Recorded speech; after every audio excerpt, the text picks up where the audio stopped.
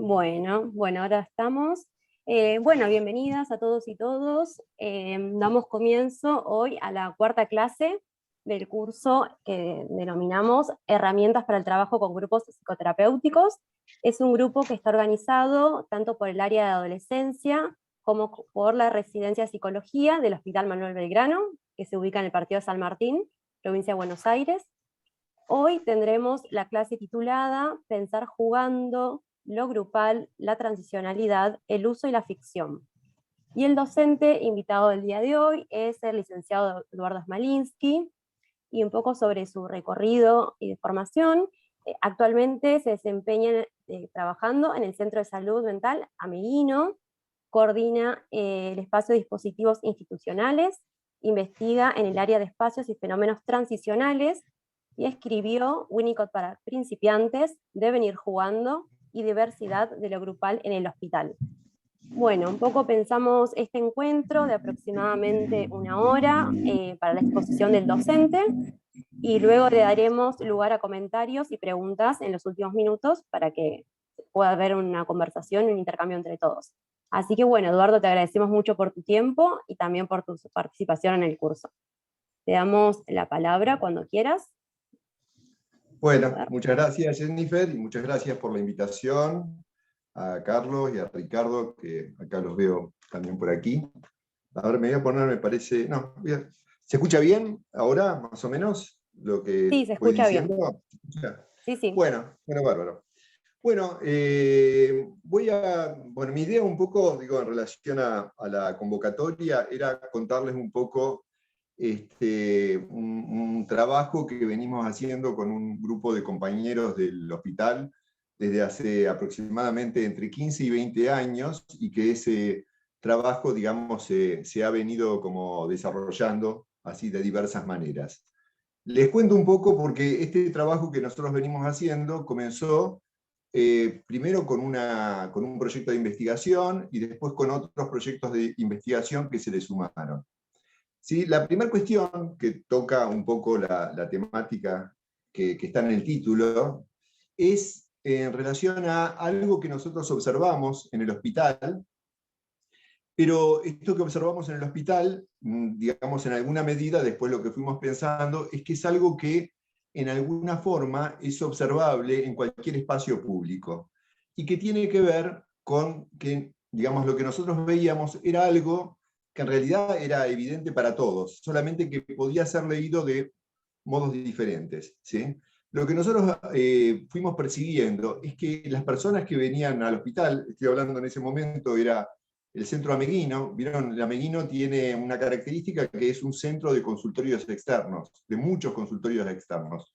Con lo cual, las personas que son citadas al hospital, son citadas a tener algún tipo de sesión o entrevista con algún profesional, psicólogo, psiquiatra, terapista ocupacional, trabajador social. Pero lo que nosotros advertimos es que las personas venían al hospital mucho antes, o se quedaban después, o venían por fuera de sus horarios, o eventualmente también hablaban con otras personas. Hablaban, qué sé yo, con las personas del personal administrativo, hablaban con las personas del bar, o interactuaban entre ellos y se quedaban haciendo algún distinto tipo de actividades entre ellos. Entonces, un poco a partir de esa observación, que es esta que un poco les decía, que también es verificable con otros espacios públicos, comenzamos a pensar, tomando, digamos, un concepto que a mí me parece muy importante para pensar ciertas cuestiones centrales en la obra de Winnicott. O sea, normalmente, digamos, lo que nos llega de Winnicott es todo aquello que está ligado a lo que se piensa como transicionalidad.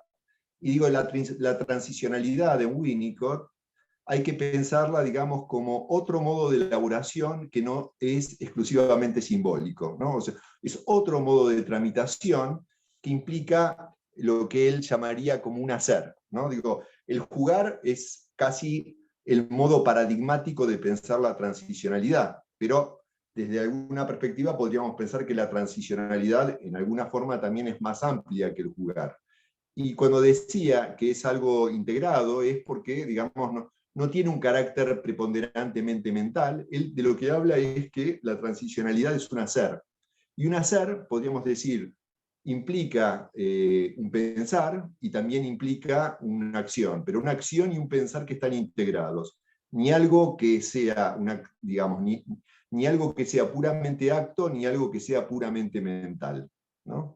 Bueno, la transicionalidad, digamos, eventualmente se despliega, según lo que plantea Winnicott, cuando se produce la posibilidad de hacer uso. Vieron que el concepto de uso en Winnicott es un concepto, ¿cómo les diría?, que tiene primero un valor muy coloquial, ¿no?, que es así como la idea de cómo usamos, pero que no tiene nada que ver con la idea de utilitarismo, sino con la posibilidad de usar en la medida en que el ambiente se adapta. O sea, cuando hay adaptación por parte del ambiente, hay posibilidades de hacer uso del ambiente. Cuando hablo del ambiente, hablo también desde la perspectiva de lo que sería el otro o los otros primordiales. Entonces, lo que nosotros comenzamos a pensar era que estas personas que venían al hospital y que ya no necesariamente hacían lo que nosotros supuestamente pensábamos que debían hacer, o como tal, o como la institución había sido como normativizada, en donde se suponía que los pacientes y las personas tenían que tener sus entrevistas en determinado horario, sino que hacían un uso diferente del hospital. Y desde esa perspectiva comenzamos a considerar que si esto era así, ¿no?, podríamos pensar que allí habría un modo, digamos, otro modo de tramitación un poco diferente de lo que tal cual concebíamos a los tratamientos psicoterapéuticos, por ejemplo.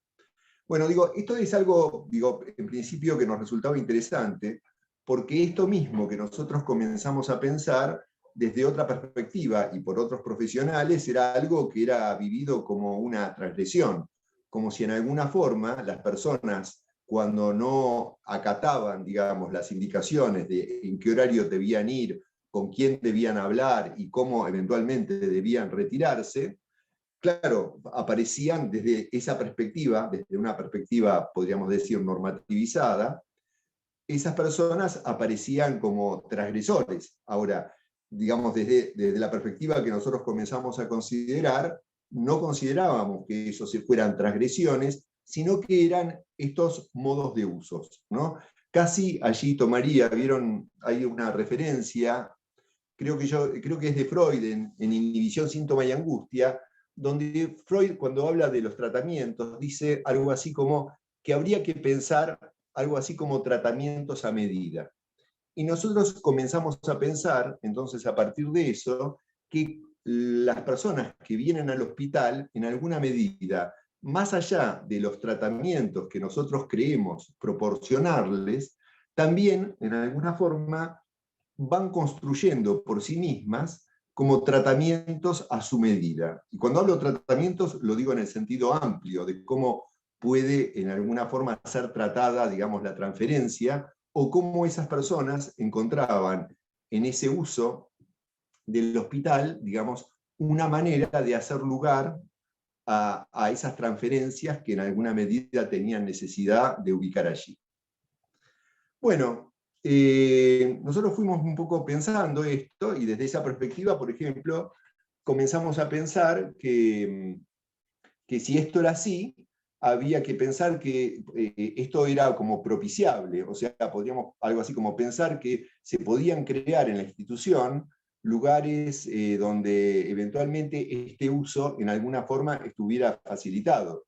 De hecho, esto sé que sucedió en otros hospitales y que sucede en otros lugares, que por ejemplo en el Gutiérrez hubo un espacio que creo que sigue existiendo en el servicio, creo que es en el infanto juvenil, pero creo que era en el área de adolescencia, que se llamaba Living, ¿no? Y que era algo así como también en alguna época, creo yo que en algunos escritos de Luquina, que él trabajaba con los grupos Balint, también se trabajaba como con algo así como con las salas de espera, como lugares que en alguna forma podríamos pensar que eran lugares de uso. ¿Mm? bueno, en el hospital, por ejemplo, en un momento, un grupito de gente creó unos espacios que los llamaban ¿cómo era el nombre exactamente? Era lúdicos, era pasillos lúdicos. O sea, que era que en los espacios del hospital se habían creado algunas sí, pequeñas mesas, escritorios, donde se habían dejado juegos, revistas, hojas de papel, pinturas, bueno, diversos objetos que eventualmente podían ser también usados por las personas que vinieran al hospital. Bueno, un poco a partir de esas observaciones, esto lo primero que nos hizo pensar es cómo esto sucedía del lado de los usuarios o de los pacientes, ¿no? Pero cuando empezamos a pensar esto del lado de los usuarios y de los pacientes, al poco tiempo también comenzamos a pensarlo eso del lado de los trabajadores, del lado de los profesionales también, ¿no? De los trabajadores de la salud mental. ¿En qué sentido? En que comenzamos a percibir también, digo, no como algo reciente, sino como algo que tiene su historia en las instituciones, que muchos espacios de los que podríamos pensar institucionales habían perdido como cierta potencia, se habían vuelto en alguna medida aburridos, silenciados, en alguna forma, tanto en ateneos como reuniones de equipo, como eventualmente en algunos grupos de trabajo, o sea, percibíamos que era difícil hablar, que en alguna medida se habían instalado, digamos, el hecho de que en esos espacios solo se podía hablar de una cierta manera, de una manera que era esperable, previsible, por más que la intención no era esa, pero digamos que esos espacios, en alguna forma, se notaba que, desde la perspectiva que les estoy planteando, ya no podían ser usados, ¿sí? Y por el otro lado, también comenzamos a percibir, del mismo modo en que los usuarios y los pacientes hacían uso del hospital, de ese modo les diría como que en alguna forma se apartaba de las normas, comenzamos a pensar que los trabajadores también hacían uso del hospital de modos que podríamos decir que no estaban institucionalizados. Por ejemplo, que comenzamos a ver que las personas, los profesionales, por ejemplo, se reunían en el bar a hablar de cuestiones de orden clínico, en el bar, en los pasillos, o se reunían a veces en algunos consultorios, entre algunos compañeros que tenían cierta confianza entre sí, y allí sí se podía hablar de un modo un poco diferente de cómo no se podía hablar en estos otros espacios que les mencioné anteriormente. También, por ejemplo, por esa época, y estoy hablando como esto de hace como unos 15 años, se armó un taller, o sea, un grupo bastante, podríamos decir, ¿cómo se dice así? Como transversal, ¿no? O sea, de un grupo de colegas, en donde no había ninguno que tuviera un rol particularmente así como rector, ¿no? Y en donde, bueno, nada, básicamente nos propusimos como trabajar sobre problemas clínicos o clínico-teóricos.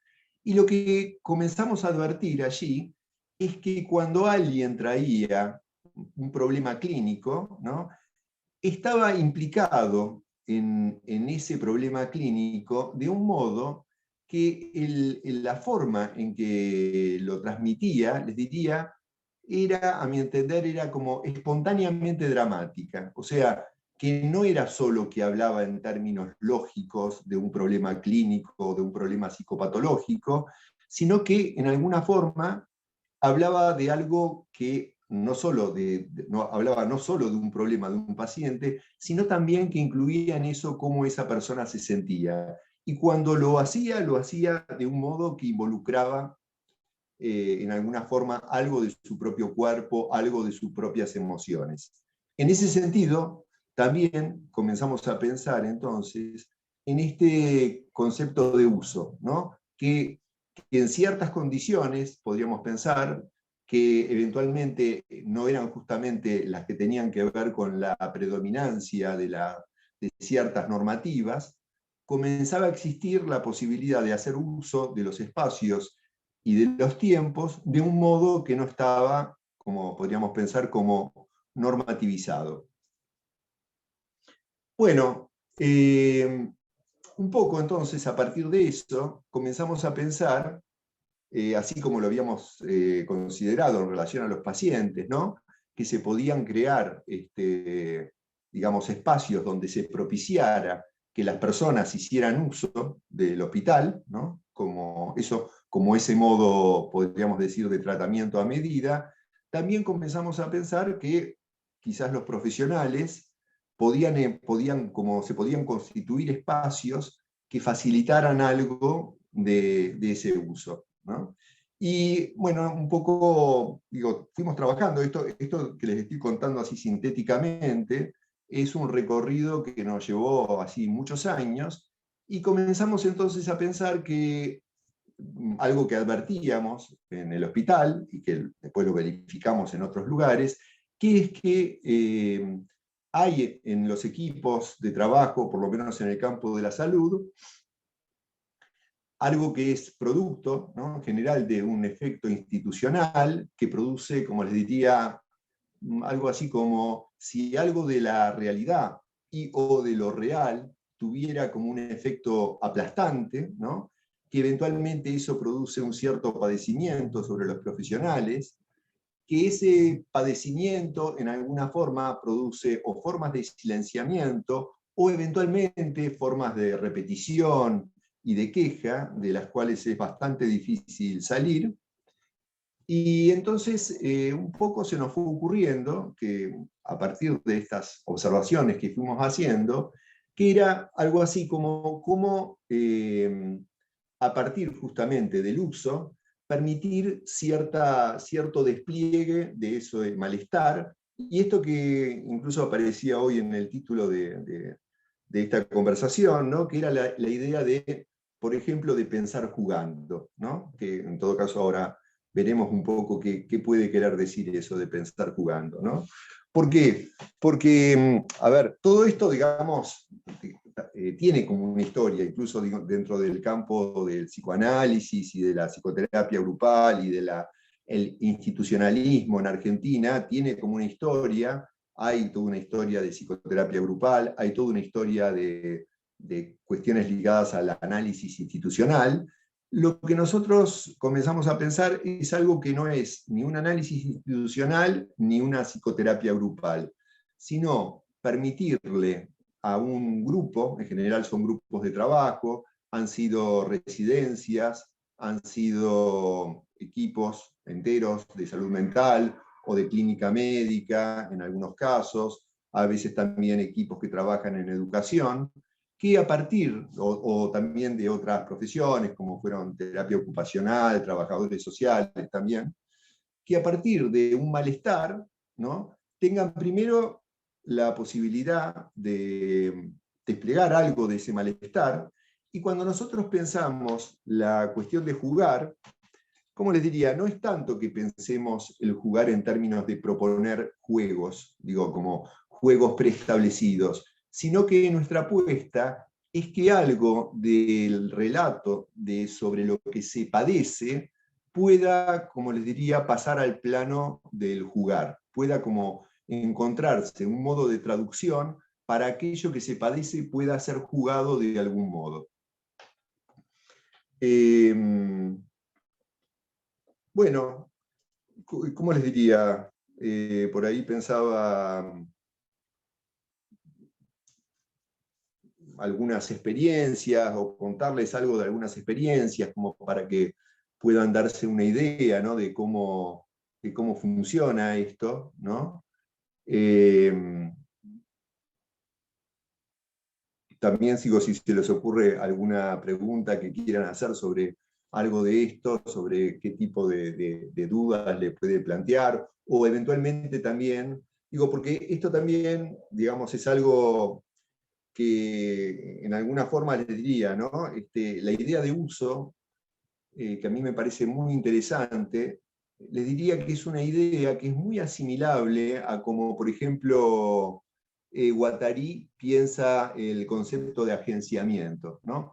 Curiosamente, el concepto de agenciamiento, claro, no tiene una perspectiva exclusivamente clínica, es algo que puede pensarse tanto como para el campo de la política, por ejemplo, en el sentido de cómo un colectivo o un grupo puede hacerse de los modos como para poder eventualmente procesar una situación. Bueno, del mismo modo, diría yo que hay ahí una especie de una homologación entre la idea de cómo uno puede pensar cómo algo se agencia a cómo eventualmente puede comenzar a usarse como un modo de tramitación. Después, por ejemplo, otras articulaciones que hemos visto en relación a esto mismo, por ejemplo, también la hemos encontrado en Agamben. Agamben tiene toda una idea, vieron, hay un texto que es muy interesante que se llama Profanación, ¿no? En donde eventualmente, digamos, él también, podríamos decir que constata que, sobre todo en el campo de las religiones y en el campo de las instituciones, hay ciertas cuestiones que comienzan a tener un carácter sagrado, podríamos decir, ¿no? Y que eventualmente, digamos, la única manera de poder como restituirlas, y él dice algo así como al uso de los hombres, es la posibilidad, digamos, de profanarlas. Y en ese sentido, digamos, ¿no?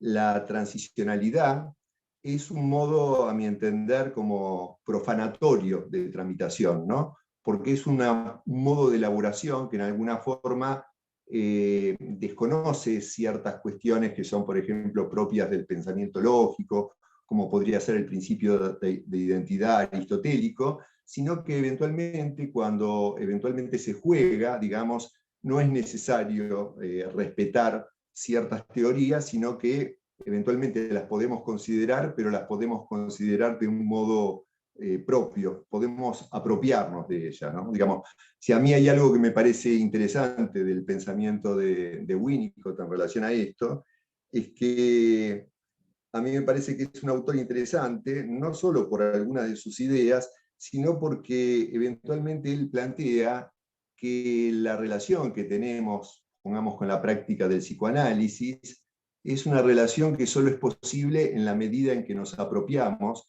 e incluso que nos apropiamos de algunas ideas, incluso como construyendo un lenguaje propio. Digamos que más allá de eso, de pensar el lenguaje como algo compartido, ¿no?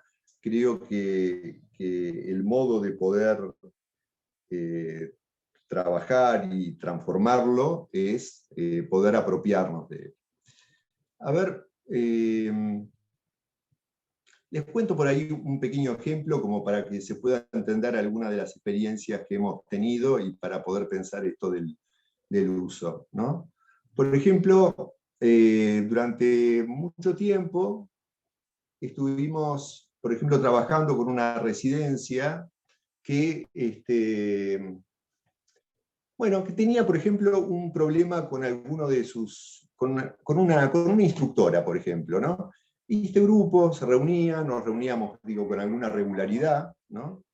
En esa actividad, y esta gente, bueno, nada, se quejaba de esta instructora, decía que eventualmente no cumplía con los horarios, no cumplía con las tareas, ¿no? E incluso, digamos, esta queja se fue como prolongando en el tiempo. En algún momento incluso les pareció si nosotros podríamos hablar con la instructora para, en alguna forma, no sé, tener como un efecto corrector o disciplinador, ¿no? Lo cual en alguna medida también nos parecía un poco entre infantil y gracioso suponer que ese cambio podía producirse de esa manera. Bueno, entonces un poco a partir de eso, digo, a ver, nuestro modo de trabajar podríamos decir que puede ser semejante a cualquier grupo que se junta, en donde primero un problema se despliega de la manera en que sea posible. Ahora, como ven, en este relato que les cuento, algo de eso se va tornando una repetición, ¿no? O sea, simplemente una queja con un malestar. Entonces les propusimos, que es un poco la idea, jugar con eso, jugar a eso. Entonces la propuesta era invitarla quiero decir, invitar imaginariamente a esta instructora y eventualmente, bueno, un poco que el grupo pudiera manifestarle todas estas cosas que les estuve comentando, ¿no? Entonces, bueno, digo, básicamente es eso. Desde cierta perspectiva les diría, claro, uno podría pensar que eso es algo bastante parecido a alguna forma así como elemental de psicodrama, ¿no? Bueno, les diría que sí. Hay una cuestión en relación a lo que nosotros pensamos, ¿no? Nosotros pensamos en términos de dispositivos. Vieron que el concepto de dispositivo es un concepto que proviene tanto de Foucault como Agamben. Digamos, ¿por qué lo pensamos como dispositivos? Porque en esta idea de uso pensamos que en cada grupo y en cada momento el dispositivo que se arma es diferente, ¿sí? Y cuando digo esto es, ahora continúo con este ejemplo, ¿sí? Era una pequeña digresión como para dimensionar este tema del dispositivo. ¿Por qué? Porque desde que nosotros recepcionamos a una demanda, ¿no? En donde hay eventualmente algún padecimiento en juego, muchas veces ese padecimiento se manifiesta de modos muy diversos, ¿no? Primero de todo, primero es cómo llega. Les diría que en la experiencia que hemos tenido es muy diferente cuando el padecimiento viene como sostenido por los integrantes o por un referente muy cercano a cuando la demanda tiene un carácter más institucional. O sea, les diría que es bastante importante para que esto funcione, que las demandas sean directamente de los actores, o por lo menos sean muy cercanas a los actores. Después, en cuanto al dispositivo, ¿por qué lo pensamos ahí como dispositivo? Porque muchas veces hay grupos que no tienen lugar, por ejemplo. Digo, no tienen lugar, no tienen un lugar en sus propias instituciones. A veces el lugar lo constituyen en el lugar que acordamos para encontrarnos. A veces vienen a nuestro hospital. A veces nos piden que vayamos nosotros para que seamos parte de el tipo de ambiente en el que están y para que los percibamos estando allí, pero quiero decirles que tanto en términos de dónde trabajamos, de con qué frecuencia nos encontramos, todas esas cuestiones que podríamos pensar que hacen al marco, bueno, en alguna forma ese marco también hace a lo que puede ser pensado como el dispositivo. Digo, en el sentido de que no es algo, esto no tiene que ver como con una técnica que sistemáticamente se despliega siempre del mismo modo, sino más bien en encontrar eso como un dispositivo adecuado que pueda servir a ese grupo. En este caso, este grupo, por ejemplo, tenía esa característica, no tenía un espacio propio y constituyó casi durante varios años el encuentro en nuestro hospital, casi algo que era como equivalente a una especie de reunión de equipo que tenían por carecer de ese espacio propio. Allí se fue planteando esto y allí entonces trajeron este malestar ligado a, a este personaje que era la instructora. Les pedimos entonces en ese momento que la invitamos a la instructora y que ellos iban a tener la posibilidad de plantearle las cosas que decían. Esto es interesante, digamos, ¿no? Esta idea de jugar, así, ¿no? Como sencillamente les diría, es algo que en general, cuando el juego es adecuado, es rápidamente tomada por todos. O sea, ¿qué quiero decir? Cuando el juego, en alguna medida, captura algo del malestar, es un juego en el cual casi todos quieren participar. Distinto sería si propusiéramos un juego, les diría que nada tuviera que ver con lo que a ese grupo le sucede. Bueno, entonces, ¿qué pasó? Digo también que es otro carácter del juego. Cuando uno invita a hacer un juego que en alguna forma parece que reduplicara algo del padecimiento, lo que es interesante es que no se juega, digamos, en términos de la resolución de un conflicto, sino más bien que el juego tiende a tener una especie de identidad. Vieron que cuando Freud habla de la repetición, la nombra en términos de, dice que tiene una identidad, algo así como una identidad indeseable, ¿no? Cosa que es curiosa, porque uno diría, cuando algo es del orden de la identidad, no quedaría muy en claro por qué una identidad podría tener un carácter indeseable, ¿no? Bueno, lo interesante es que cuando proponemos el jugar, que implica, les diría, una primera transformación de una pasividad, ¿no? de sufrir algo, de padecerlo, de solo repetirlo padeciéndolo, a eventualmente pasar al acto y ponerlo como una actividad. El juego, sin embargo, se repite, ¿sí? Se repite en el sentido de que, bueno, aparecen ellos, ¿no? Alguien hace de esta instructora, que va rotando ese lugar, y lo que notamos es que cuando quieren hablar con esta instructora jugando, les cuesta mucho. Y a pesar de todo lo malo que han dicho de ella durante meses, la tratan de una manera muy, les diría, de una manera muy cordial, de una manera muy cuidadosa, de una manera muy temerosa. Cosa que, les diría, a nosotros también nos sorprendió. Algo más en relación a esto también para ubicar el tema de cómo pensar lo transicional allí. Cuando nosotros participamos de estas actividades, en alguna medida no nos ubicamos necesariamente como coordinadores estando por afuera, sino que somos parte de, eventualmente, del espacio en el cual jugamos. Por supuesto que el juego está pensado en relación a lo que trae el grupo, no en relación a una inquietud nuestra.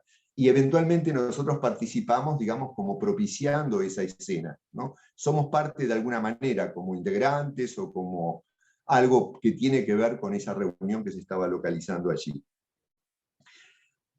Bueno, después de ese juego, les hacemos notar que nos llamaba la atención que durante tanto tiempo habían querido decirle a esta instructora todas las quejas que tenían, y que cuando se reunieron habían sido tan cuidadosos, tan tibios, ¿no? tan temerosos.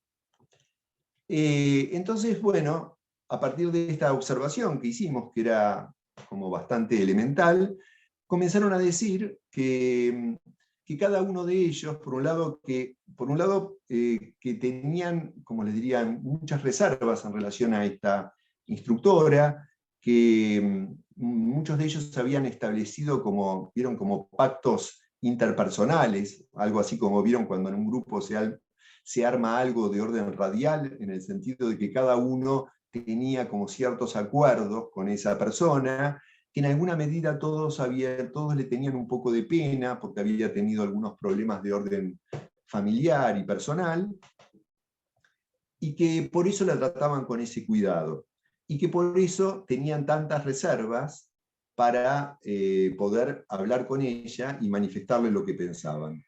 Bueno, a partir de eso, y de simplemente el haber podido como que salieran como a la superficie o se pusieran de manifiesto ciertas ideas, el juego continuó. Lo interesante es que en ese juego que continuó, les diría, tampoco es que se resolvieron como inmediatamente, sino que este trato como excesivamente considerado, ¿no? O sea, esa parte de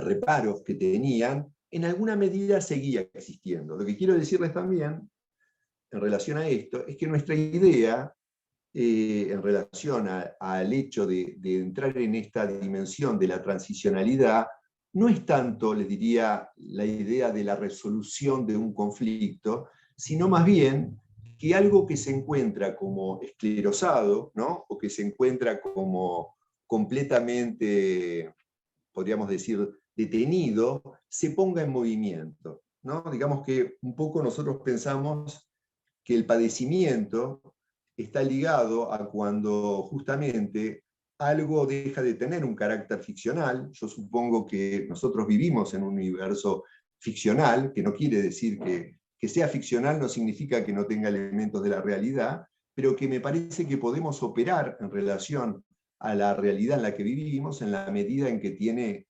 digamos, esa articulación entre lo ficcional y lo simbólico, ¿no? Pero cuando sobre todo se pierde el carácter ficcional, es cuando eventualmente comenzamos a padecer y cuando solo podemos, digamos, algo así como sufrir, y ya sentimos que nuestra incidencia en relación a lo que estamos viviendo es muy poca.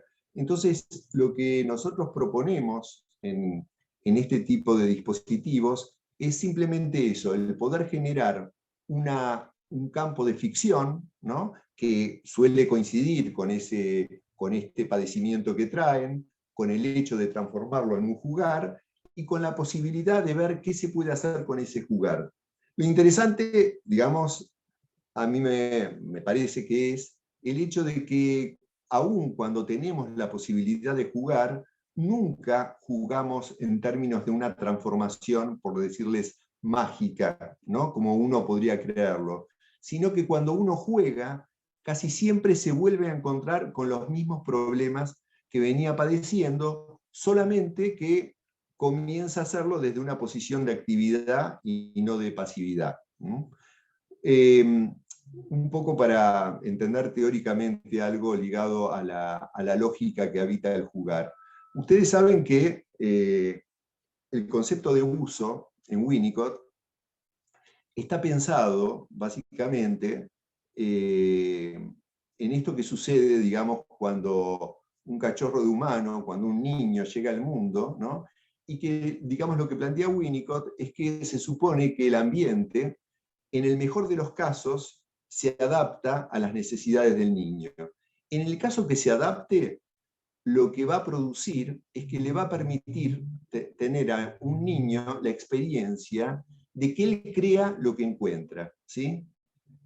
La idea de crear lo encontrado, ¿no? Que tiene que ver con el hacer uso, es básicamente crear lo encontrado, claro, es una alternativa. Ustedes saben que en Winnicott, digamos, la experiencia de satisfacción, a diferencia que en Freud y que en Lacan, no tiene un carácter mítico, sino que tiene un carácter histórico. Se supone que la experiencia de satisfacción es algo que ocurre y ocurre durante, podríamos decir, un par de años, por decirlo. O sea, que la experiencia de satisfacción es una suma de experiencias que pueden ocurrir o que pueden no ocurrir y que tienen que ver con la capacidad que tuvo el ambiente para adaptarse a las necesidades y para generar en el chico, digamos, la experiencia de crear lo encontrado. Paradójicamente, eso es lo que desde esa perspectiva permite salir del campo alucinatorio.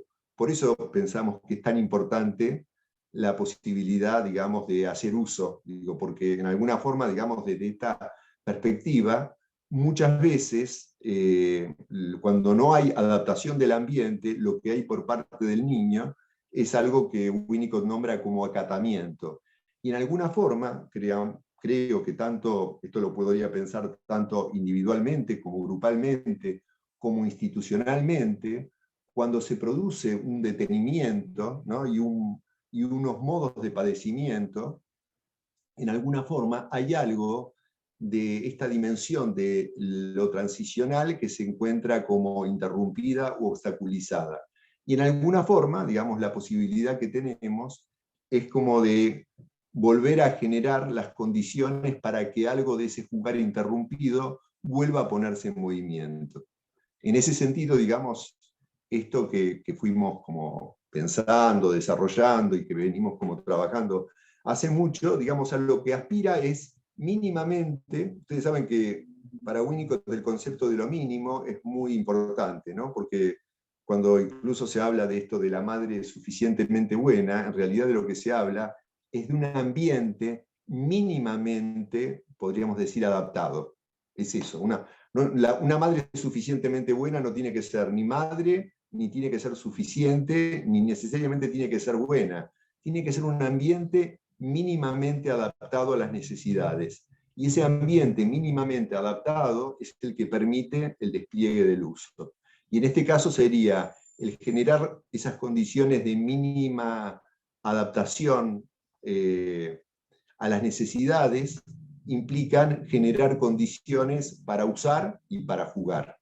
Es esa posibilidad, digamos, de usar y jugar la que puede permitir otro tipo de tramitación. Yo diría, eso lo podría nombrar así como un pensar jugando, como un modo de tramitación diferente a la idea de elaboración simbólica. No son, diría yo, excluyentes. Diría yo que la transicionalidad es un precursor, ¿no? Es un modo de elaboración precursor de la simbolización, pero creo que muchos de los detenimientos que se producen individual, grupal e institucionalmente tienen que ver como con detenimientos en estas zonas que podríamos pensar como transicionales o como intermedias. Bueno, por ahí podría seguir hablando un poco más, pero me parece que por ahí sería interesante que si tienen dudas, preguntas o cuestiones o experiencias que quieran compartir, podamos ir haciéndolo. ¿Sí se escucha ahí? Muy bajito. ¿Muy bajito? No, escucha, Jenny. ¿No? Bueno. Ahora sí. ¿Ahora sí? Ah, bueno. Bueno, muchas gracias, Eduardo, por la exposición. Ahora, si les parece, vamos a lugar a comentarios, preguntas. Eduardo, muchas gracias por la exposición y por compartir esta experiencia. Te hago una consulta, una pregunta. El fin del dispositivo, si no entendí mal, no sé, de acuerdo al ejemplo que vos diste con respecto a la residencia y la instructora, vendría a ser como, tener como alguna función de rectificar algo del ambiente. A ver, claro, no es estrictamente, no es una rectificación del ambiente. Digamos, lo que nosotros tratamos en el dispositivo es que un ambiente que es vivido y que es percibido como un ambiente que ha generado ciertas situaciones, digamos, de una especie de realidad completamente aplastante, que se pueda generar transitoriamente un ambiente de otras características en donde en vez de que esté esta situación aplastante, sea en alguna medida, digamos, reemplazada por una ficcionalidad, por una ficción. Por ejemplo, ¿no? Digo, si lo tomáramos así, todos podríamos pensar que cuando nos reunimos, por ejemplo, acá, ¿no? Grupalmente, uno diría, bueno, hablemos con libertad, pongamos, hablemos de lo que pensamos, de lo que opinamos. Sin embargo, todos sabemos que a pesar de que en lo evidente no hay ninguna restricción para hablar, de que no hay ninguna censura, de que no hay ningún inconveniente, le diría también en términos así un poco deleuzianos, podríamos decir que estamos atravesados por micropolíticas que están absolutamente invisibilizadas, que hacen que, a pesar de que, pongamos que la idea de asociar libremente sea una idea bastante feliz e interesante, o el hablar con libertad, sin embargo, hay muchas razones por las cuales uno podría no hablar, o eventualmente por las cuales un grupo podría no hablar. Digo hablar en el sentido de un hablar que recree ciertas diferencias, ciertas tensiones, ciertas dificultades. En ese sentido, sí pensamos que el abrir a un campo de ficción, ¿no? Sí permite, digamos, el entrar en esa zona intermedia en donde como se puede hablar de otro modo. Claro, no es quizás el modo más ligado a lo lógico y a lo racional, ¿no? Sino que implica quizás un hablar de otro modo, no sé, digamos, en alguna forma un hablar que aparentemente abandonaría cierta solemnidad o cierta seriedad o cierta rigurosidad teórica o cierta rigurosidad simbólica, por ejemplo. Pero diría en ese sentido que no es una rectificación del ambiente, sino que es transitoriamente generar, como podríamos pensar quizás en un consultorio o en el mejor de los casos en una sesión analítica, uno apostaría a generar un ambiente, llamémoslo, de confianza o de disposición a recepcionar transferencias que nada, que las propicien, que permitan su despliegue. Pero eso acá, digamos, está básicamente ubicado en el campo de la ficción, en que, digo, es curioso, ¿no? Porque todos podríamos preguntarnos, por ejemplo, ¿por qué los adultos dejamos de jugar? O sea, ¿por qué dejamos de jugar? ¿Por qué el jugar deja de ser algo tan trascendente como es en la vida infantil? ¿No? Vieron que incluso hay una referencia de Nietzsche que dice algo así, ¿no? Que dice que no hay algo así como, no hay en la vida de los adultos algo que represente la seriedad que el juego tenía en la vida de los niños, en el sentido de que el jugar para un niño es algo básico, sin embargo, toda la educación y toda la cultura, ustedes vieron que es muy conocida la referencia que hace tanto Pontalí como Winnicott sobre la deuda que el psicoanálisis tiene con el jugar, que aparece en el prólogo de Realidad y Juego, pero yo les diría, hay toda una cuestión en la cultura que tiene una deuda con el jugar, pero no una deuda, podemos decir que no es una deuda que se vaya a pagar, hay una tensión entre lo que sucede en el jugar como modo de elaboración, que no es del todo compatible con la cultura en la que vivimos, donde lo que se preferencia, podríamos decir, es la productividad, es la eficiencia, es la concentración, es no perder el tiempo, ¿no? Toda una serie de cosas que a veces, en vez de jugar a favor, juegan en contra, podríamos pensar. Ujú. Bien, Ahí está bueno, Pablo. hay dos manos levantadas. Primero Pablo Fernández y después Carlos. Hola, ¿qué tal? Buenas tardes, ¿cómo te va, Eduardo? ¿Cómo te va, Pablo? Bien, bien. Una pregunta es, ¿la instructora estaba ahí el día de que los No, no, no. convocaron a los del grupo? No, Ah, no. porque La entendí idea de como que la jugar, invitá. no, Ah, no. ella La no invitación estaba. son invitaciones imaginarias, claro. El jugar Ah, implica el poder presentificar, digo, poder presentificar a las personas que querramos, vivas o muertas, o eventualmente ah, puede tomar el modo que se le ocurra al grupo, ¿no? Que se le ocurra al claro. grupo, que nos ocurra a nosotros, o que eventualmente en nuestra propuesta al grupo le parezca plausible. Pero no, digo, han sido muchas las experiencias donde eventualmente, podríamos decir, recreamos, así de un modo dramático, espontáneo, la posibilidad de jugar una experiencia, aunque no estén los actores, digo, los convocamos imaginariamente y siempre alguien se presta a ubicarse en ese lugar, e incluso a veces un poco rotamos esas posiciones, y es interesante, ¿no? Hasta qué punto en esas rotaciones, digo, esas rotaciones en general lo que llama mucho la atención es que están muy determinadas por el personaje y no por la persona. O sea, basta que alguien ocupe un lugar para que ciertos fenómenos se repitan siempre con esa identidad indeseable. Está bien. O sea que Bueno, bárbaro. cualquiera podía ser de instructora y cualquiera podía comenzar a quedar ubicada, por ejemplo, en ese lugar de cuidarla, de ser considerarla y al mismo tiempo de reservarse todas esas ideas negativas que tenían en relación a ella. Claro. Pero la condición es que la persona involucrada no está. Ellos juegan el rol en relación a No, o que hay sea, alguien.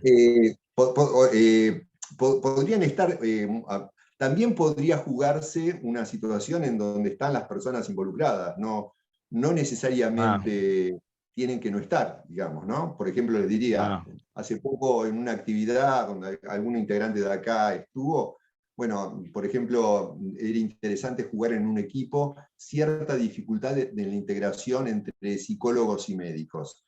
Bueno, el problema era que no había médicos, le diría, pero de haber habido médicos, hubiera sido muy interesante haber podido jugar, digamos, ¿no? Una situación como de un encuentro para dirimir en alguna medida de manera ficcional las diferencias entre psicólogos y médicos. Incluso, por ejemplo, sería muy interesante dirimir esas diferencias haciendo que los psicólogos sean médicos y que los médicos sean psicólogos. Simplemente esa experiencia es interesante, ¿no? De que la sola posibilidad de ficcionalmente ubicarse en el lugar del otro y jugar eso ya eventualmente permite salir de esa situación, digamos, de padecimiento y de pasividad en relación, por ejemplo, a un efecto de no integración, ¿no? En el sentido de que uno supone que en una situación así lo que hay casi siempre es una especie de proyección masiva de los aspectos negativos sobre el otro grupo, sea el que sea, ¿no? bárbaro. Gracias. Bueno, también levantó la mano Carlos. Adelante, Carlos. Hola Eduardo. Bueno, ¿Qué tal, Carlos? ¿Cómo estás? me gustó la exposición y me dejaste pensando varias cosas. En particular, sobre el tema del encuadre, que vos señalabas en relación al tema de la rigidez del encuadre, pero a la vez Winnicott le da mucha importancia al encuadre. Y yo pensaba, ¿no? Como la importancia del encuadre para lograr esa zona de confianza de la gente que participa del grupo. Y por otro lado, por lo menos la experiencia que uno va teniendo con los grupos, es que cuando no verbaliza un encuadre que no tiene por qué ser rígido, pero sí planteando algunas cuestiones, algunas pautas, digamos, de encuadre, es como que se arman situaciones complicadas, ¿no? No sé, por ejemplo, de que no pueden intercambiar dinero o relaciones sexuales entre integrantes del grupo, por ejemplo, ¿no? Si es un grupo terapéutico, si es un grupo de reflexión o de otro tipo, es diferente, ¿no? Claro. Está bien, no, digo, entiendo esto que vos planteás y entiendo que, claro, digamos, nuestra experiencia, estrictamente hablando, no es con grupos terapéuticos que digamos, que se conforman para trabajar dentro de la idea de grupo terapéutico. Son grupos de trabajo, ¿no? De compañeros, de colegas con intereses profesionales en general, en diversas áreas, que experimentan un malestar, que padecen de algo, y que incluso en general recurren a nosotros en términos, yo les diría, ellos recurren en términos de lo que se pueden representar. Lo más parecido a que se representan a lo que hacemos es una supervisión. Nosotros, cuando nos juntamos, en general les aclaramos, también me parece que hay en muchas de las cosas que nos planteamos ciertos problemas de denominación, ¿no? Nosotros en general remarcamos que no es estrictamente hablando una supervisión, porque consideramos que nos interesa más un trabajo, como les diría, en el mismo plano, y nos interesa mucho más que lo que nosotros podamos decir o aportar, nos interesa el trabajo que ellos puedan hacer. Y en ese sentido, digo, es atendible lo que vos planteás. Esto que vos planteás, vieron que Winnicott usa un término interesante. Él, cuando habla del marco, digo, más allá de cualquier característica o norma sobre el marco, él dice que algo así como habla de un marco profesional a la confianza, por ejemplo, ¿no? Digo, es un modo que tiene, yo no coincido con todas las ideas de Winnicott, pero sí tomo ciertas cosas que me parece que son interesantes.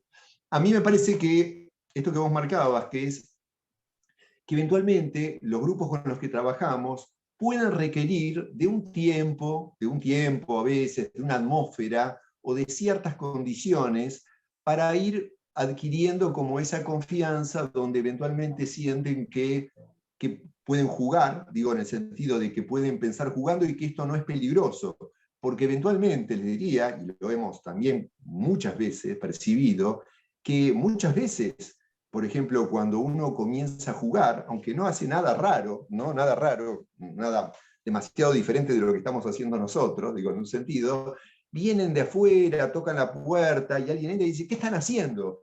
Como diciendo, ¿qué están haciendo? En el sentido que no están haciendo, es curioso esto de pensar, ¿no? No están haciendo lo que debieran, aunque tampoco se sabe qué es lo que debiéramos, o si lo que debiéramos era seguir padeciendo como lo veníamos haciendo.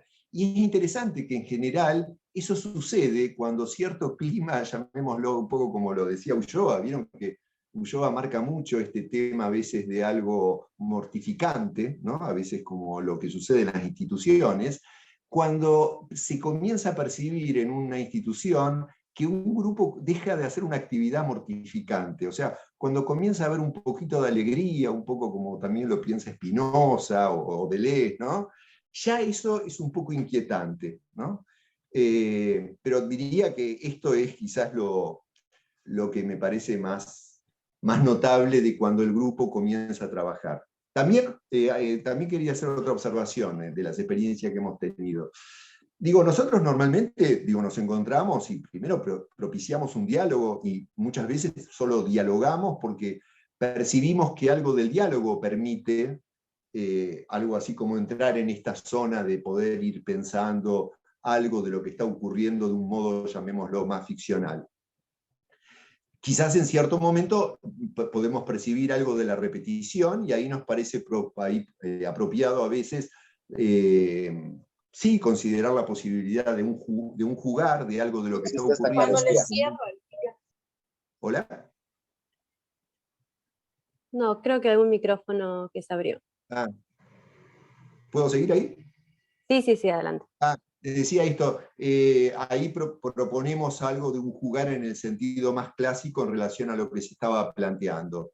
Pero también hemos visto, que también, a mí, por ejemplo, que el jugar también tiene sus límites, ¿sí? En el sentido de que, bueno, a veces puede tener sus límites porque también entra en un ciclo de repetición, en donde ya eventualmente no aporta elementos nuevos, y es interesante como interrogar a los que participan del jugar sobre lo que les está ocurriendo.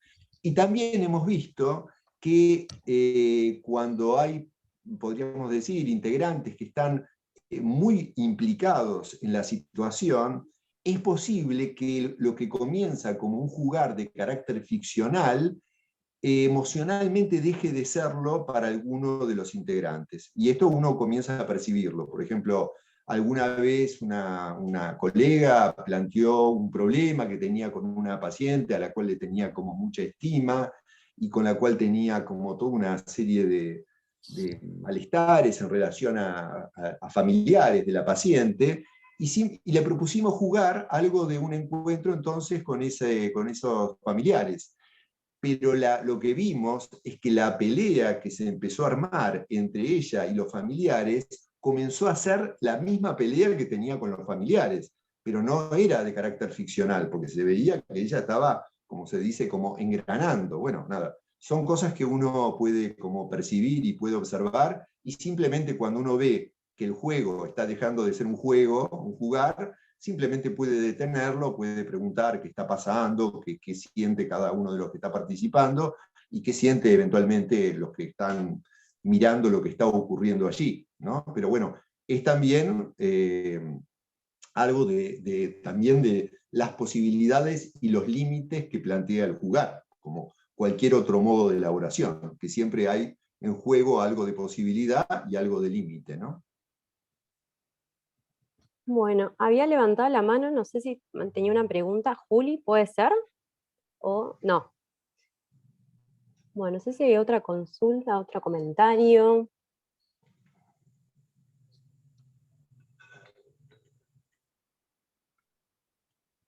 Bueno, aprovecho yo entonces hacerte una pregunta, Eduardo. Sí. Con algo más del inicio, habías hablado algo que me pareció interesante para ver si lo podías retomar, cuando hablabas esto de Sí. hacer uso, ¿no? Y de los tratamientos a Ah, medida en el hospital. Me pareció algo re interesante, ¿no? Porque un poco algo se trata, algo de eso, ir haciendo a medida de cada usuario, de cada persona que consulta. Y nombraste algo de la transferencia, ¿no? Dijiste algo así como, sí. ¿cómo puede ser tratada la transferencia? No sé si te dirigiste, no sé, si apuntás más bien a las cuestiones individuales, o si algo de esto grupal, este jugar en lo grupal y armar ficciones en lo grupal, te pensás que se podría extrapolar también en algunos casos, ¿no? Complejos en lo individual. Algo de eso, la transferencia, me quedó Sí, como dando vueltas. sí, sí, sí. Bueno, ustedes, bueno, ¿cómo les diría? A ver, podríamos partir de, digamos, por un lado yo se los mencioné en Winnicott. Ahora, ustedes saben que Winnicott, creo que en el año 54, no, creo que fue en el año 63, él presentó un artículo que se llama El uso del objeto, ¿no? Lo presentó en un congreso de psicoanálisis que hubo en Nueva York. Y esa presentación tuvo mucho rechazo. En alguna medida les diría, y esto se desprende de las ideas de Winnicott, bueno, Winnicott no solamente planteó el objeto transicional, los fenómenos transicionales, que a mí me parece que son, les diría, como más significativos que el objeto transicional, sino que también el análisis mismo estaría como ligado a todo el despliegue de una zona intermedia, y en donde eventualmente es el análisis y es el mismo analista el que se ofrece como objeto de uso, casi como eventualmente como parte de esa zona transicional. En alguna forma les diría, esto tiene alguna analogía a pensar el tema de la posición de objeto del analista en Lacan, o como, bueno, puede pensarse como objeto causa, no tanto como objeto de uso. Bueno, esta es toda una cuestión.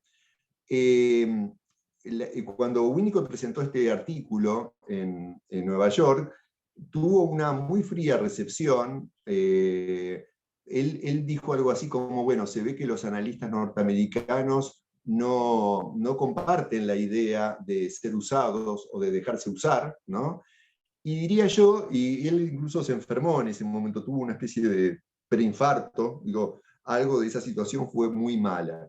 Pero diría que en relación a la pregunta de Jennifer, a mí me parece muy interesante pensar esta idea, sobre todo porque, claro, muchas veces en el campo de la neurosis no queda muy en claro de qué modo el analista o el ambiente, digamos, se prestan a ser usados. Y ustedes saben que esto tiene una historia en el campo del psicoanálisis.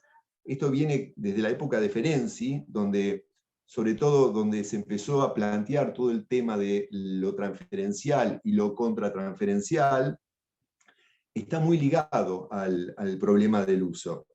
Hay varias cuestiones acá para tener en cuenta. ¿Por qué? Porque desde una perspectiva uno diría, podría acordar con Winnicott en la idea de que es muy interesante dejarse usar o prestarse a que el análisis sea un espacio para que sea usado. Sin embargo, por ejemplo, hay un artículo de Winnicott que a mí me parece muy, muy interesante para pensar este problema, que es el artículo que se llama El odio en la contratransferencia, ¿no? En ese artículo, Winnicott dice que dice dos cosas básicas. Una es que los adultos, digamos que vieron que hay algo que viene desde la época de Klein, en donde se pensaba que el odio primitivamente estaba en el niño. Vieron que lo que en Klein es pensado como posición esquizoparanoide tenía que ver con todo un modo, digamos, de transferir o de proyectar sobre la madre, ¿no? Que eventualmente era leído por Klein como odio, ¿sí?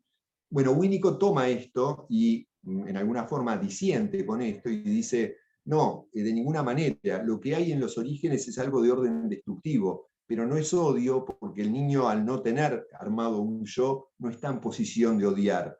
Dice, la que primero odia es la madre, ¿sí?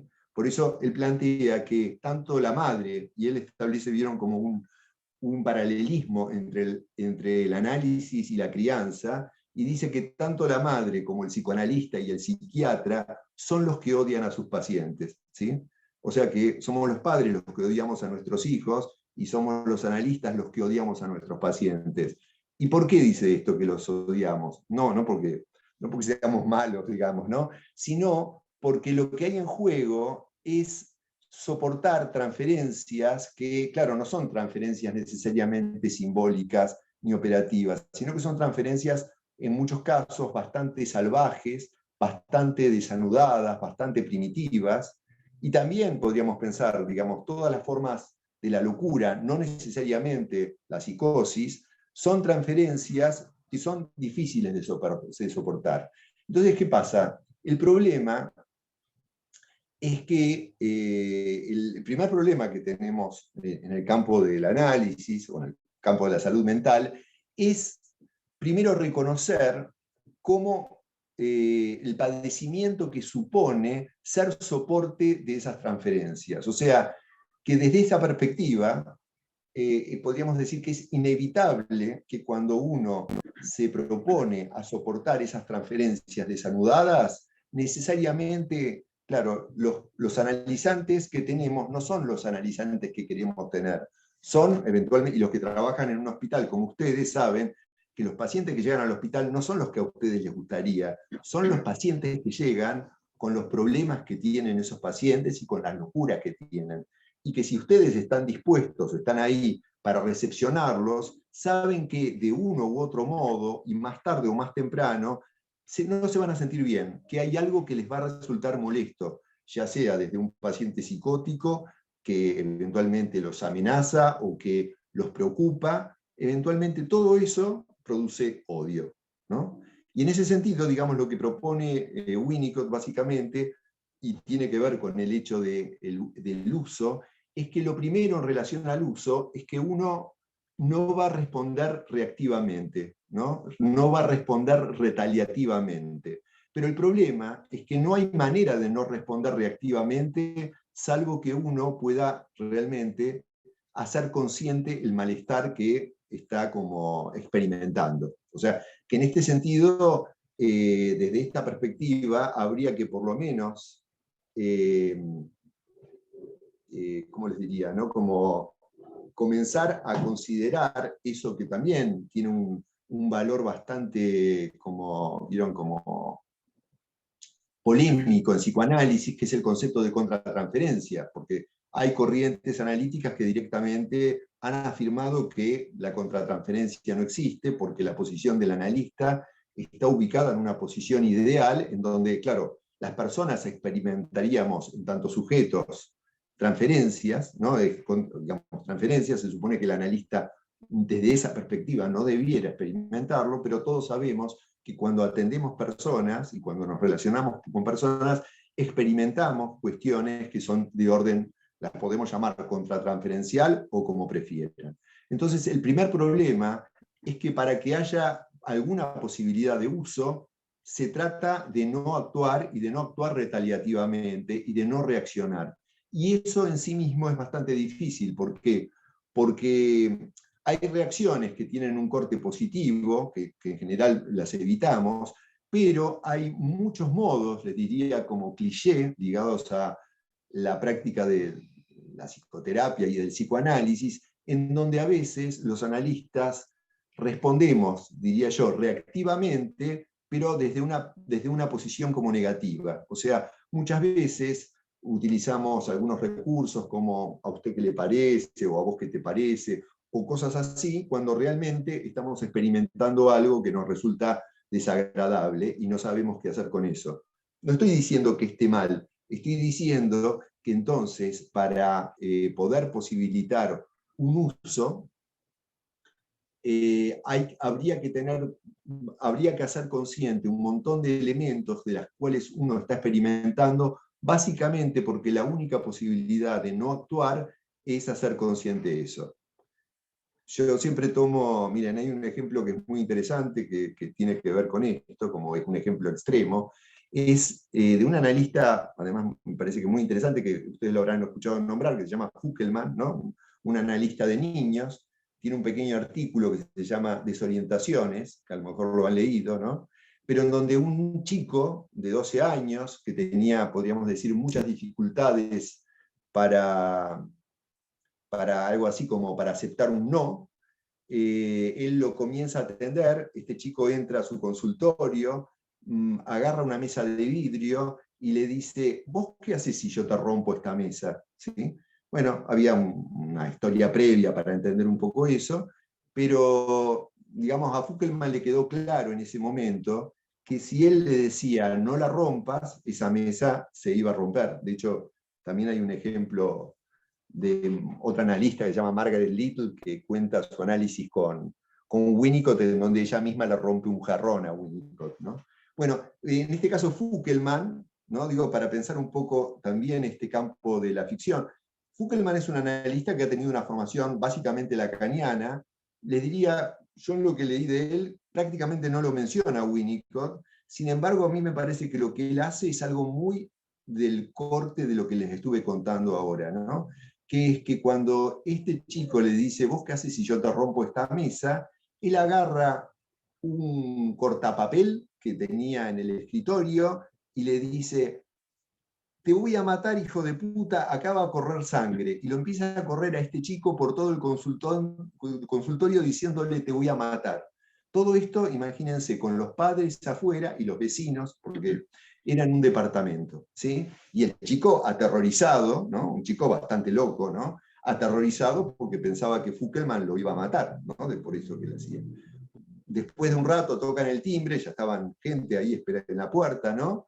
El chico sale, lo primero que sale diciendo es, me quería matar. La mamá le dice, no, quédate tranquilo, dice, nosotros no te vamos a traer a un lugar donde te hagan daño. Entonces el chico dice, ah, pero era de jugando eso. Bueno, nada, es una historia bastante larga, pero lo traigo como un caso extremo para pensar lo que implica, digamos, esto de los fenómenos transicionales y el hecho de lo que implica hacer uso, ¿no? Porque, bueno, este chico, podríamos decir que hacía uso, y hacía un uso bastante despiadado del ambiente.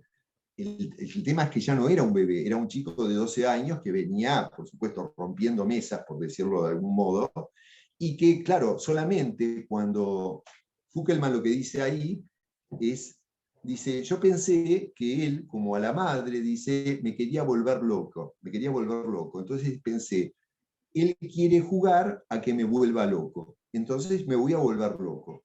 Y el modo en que se vuelve loco es ese, ¿no? Que es más o menos proponiendo un ambiente, aunque a ustedes les parezca raro, un ambiente mínimamente, ¿no? Mínimamente propicio para que esa transferencia loca pudiera alojarse. O sea, para que eso se transformase en un jugar, hacía falta que Fukelman, en ese caso, hiciera algo, podríamos decir, tan loco, casi como lo que hacía este chico, solamente que Fukelman lo hacía no con la idea de verdaderamente matarlo, sino de eventualmente meterlo dentro de esa atmósfera, digamos, de temor, digamos, o de susto. Por supuesto que, bueno, Fukelman era un analista muy conocido, o sea, no les recomiendo hacer una cosa así, porque probablemente podrían tener un problema. Claro, te iba a preguntar si hoy Sí. Eduardo, si hoy se puede hacer una intervención así. ¿Cómo? ¿Sí? Te preguntaría si hoy se puede hacer Eso. una intervención de esas Ya. características. Yo no lo sé, digo, me parece interesante porque Fukelman Digo era un analista muy... por el concepto de vulneración de derechos del niño, Claro, claro. amenazas. Hoy te Bueno, comes una denuncia. claro, es interesante, digo, para pensar todo esto de la ficción que estamos pensando, porque, digo, si bien es un caso extremo, ¿no? Yo le podría plantear esto mismo en relación a cosas que me han ocurrido en el hospital, al revés, le diría. Por ejemplo, yo he tenido una paciente en el hospital durante varios años, que la paciente venía de varios tratamientos, donde había sido como expulsada de diversos tratamientos porque era literalmente insoportable y porque nadie estaba demasiado dispuesto a eso, a soportarla, ¿no? Esta paciente básicamente tenía como una posición así como de exigencia. Con esto no estoy diciendo, esta paciente sufría mucho esto, ¿no? Ella venía al hospital, digo, me fue derivada después de varios terapeutas, yo decidí que la iba a atender. Bueno, a los minutos de estar, de preguntarle qué le pasaba, dice, bueno, mire, yo no vine acá a perder el tiempo, dígame usted en todo caso qué es lo que tengo que hacer, no se haga el pelotudo, no me empezó a insultar, por supuesto que esto era bastante violento, ¿no? Ahora, ¿cómo les diría? Yo nada, le dije, bueno, déjeme hablar, qué sé yo, se enfureció, se fue, dio un portazo y me dice, yo con pelotudos como usted no quiero saber más nada, no vuelvo nunca más. A la semana siguiente retornó, ¿sí? Y volvió a repetir esta escena. Y esta escena se repitió, les diría, durante algunos meses, ¿sí? Digo, es la misma pregunta que vos haces, Ricardo, pero planteada al revés. Desde un punto de vista también de mis derechos, o de los derechos de los trabajadores, o de las personas, yo podría pensar lo mismo y decir, bueno, pero esta persona que me maltrata, ¿yo por qué tengo que atenderla? Es cierto, no tendría por qué atenderla. Ahora, desde otra perspectiva, que era de la locura que la habitaba, una mujer de cierta edad, a la segunda vez que se fue dando un portazo y dijo, yo acá no vuelvo nunca más, me di cuenta que ella no tenía la menor posibilidad de irse, lo cual para mí hubiera sido un alivio enorme y hubiera sido enormemente grato, ¿no? Que eso hubiera concluido ahí. Porque más bien pienso que del mismo modo que, un poco como en el ejemplo de Fukelman, esta mujer venía, podríamos decir, a constituir en todo caso un lugar del que pudiera irse, pero podríamos decir que ese lugar del que pudiera irse nunca iba a darse si en alguna forma no se podía como constituir de algún modo, porque si no, ella, como venía sucediendo, quedaba ligada a una institución y a varias instituciones que todo el tiempo manifestaban explícitamente que la querían atender, pero que al mismo tiempo no la podían atender, pero no la podían atender por lo loca que estaba. Digo, lo cual, digamos, nos lleva a una paradoja, que es pedirle a un paciente que esté tranquilo para poder atenderlo cuando claramente no tiene la menor posibilidad de estar tranquilo.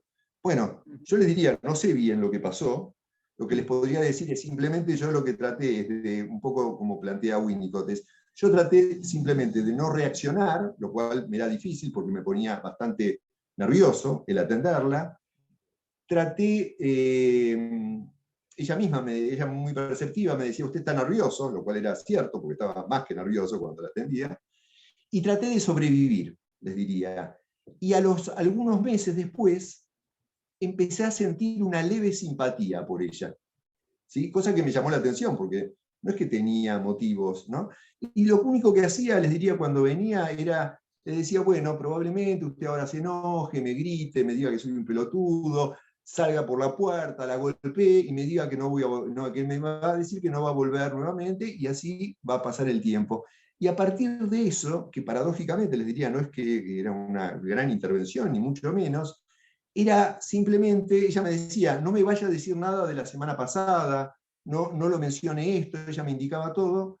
Se fue creando algo que tiene que ver quizás con esa pregunta que hizo Jennifer, por eso lo traía, que a veces las condiciones del uso son condiciones un poco extremas, porque a veces, digamos, no sé si no tenemos otro remedio que rechazar ciertas transferencias que no son difíciles, digamos, de hacer entrar. Pero creo que quizás para mí, digo, la historia del psicoanálisis es un poco algo así como la capacidad que hemos ido adquiriendo a lo largo de las décadas de quizás de hacer entrar transferencias que quizás en la época de Freud hubieran sido imposibles e impensables, ¿no?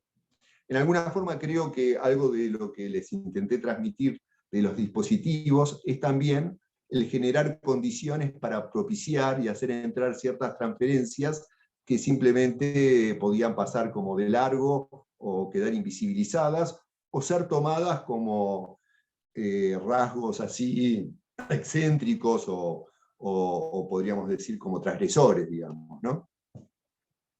Sí, yo lo pensaba, está bueno esto de lo que traes del concepto de uso en Winnicott.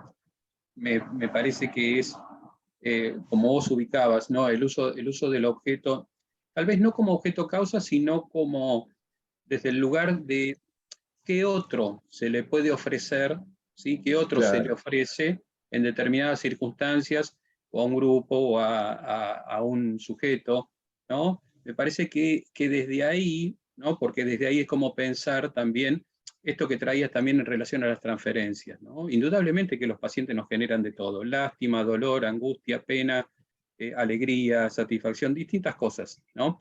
La cuestión es esto que traías del odio. Para mí me parece que tal vez también como si fuera un desprendimiento de la angustia, porque también hay cosas que seguramente nos angustia, y el odio me parece que como una manifestación o un desprendimiento de la angustia, Sí, que puede acarrearnos determinadas circunstancias, ¿no? Y en este sentido, por eso es un tiempo, ¿no? Por las formas de presentación, y como vos bien decías, en los hospitales esto nos ocurre, ¿no? Vienen con tantos arrasamientos subjetivos o con tantos desgarramientos.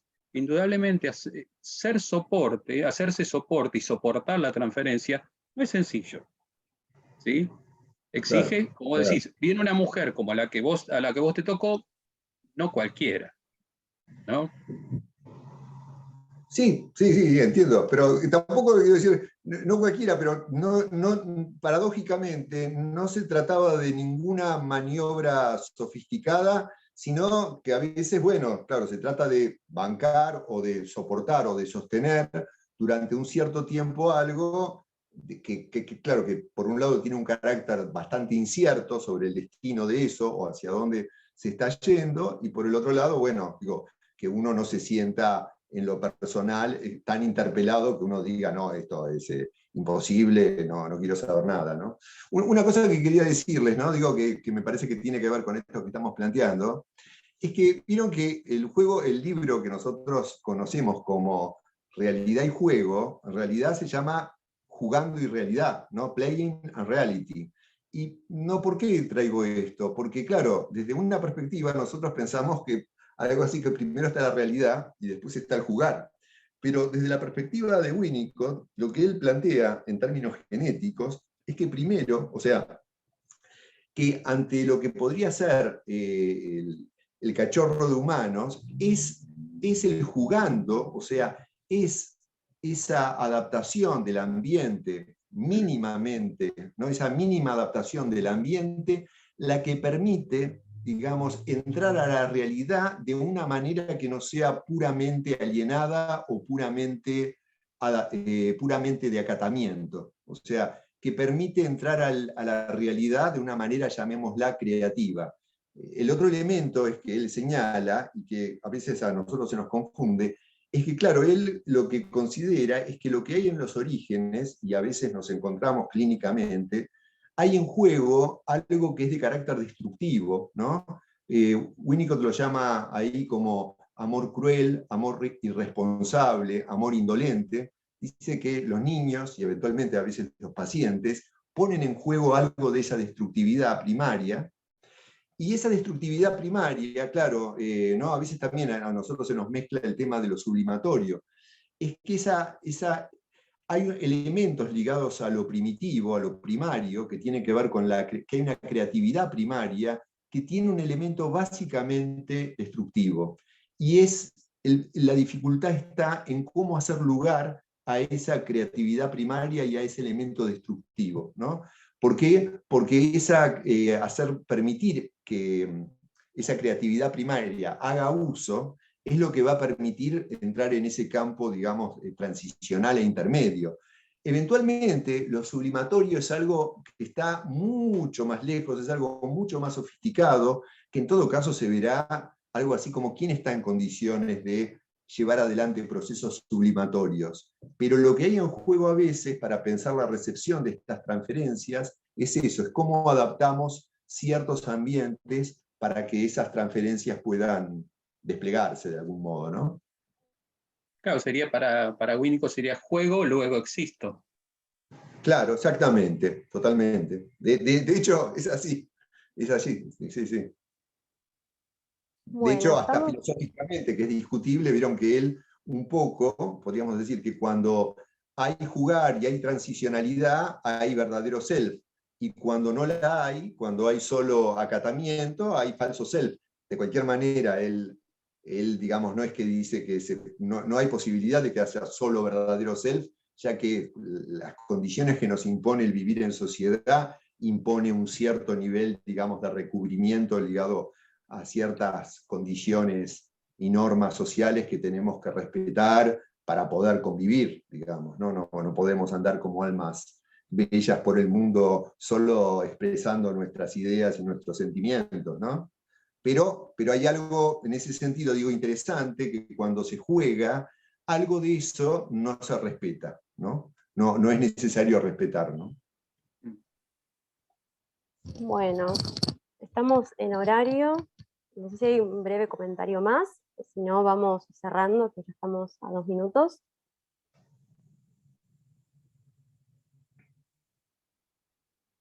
Bueno, entonces Eduardo, agradecemos muchísimo por tu transmisión, también por los comentarios, las intervenciones, así que bueno, seguiremos trabajando sobre este tema. Gracias Eduardo, te agradecemos a vos. También aprovechamos a agradecer a las autoridades del Colegio de Psicólogos de la provincia de Buenos Aires, Distrito 15, que nos comparte el Zoom, así que bueno, muchas gracias. Y nos volvemos a encontrar el 21 del 10, 21 de octubre. En esa oportunidad vamos a tener la invitada Susana Toporosi y vamos a trabajar sobre grupos multifactoriales de confrontación generacional en un servicio de adolescencia. Así que bueno, nos encontramos en la 5ª clase en octubre. Muchas gracias. Eduardo. Bueno, muchas gracias a ustedes por la invitación. Espero que nos veamos. Bueno, hasta luego. Hasta luego. Muchas gracias a todos y a todas. Chao a todos y todas. Muchas gracias.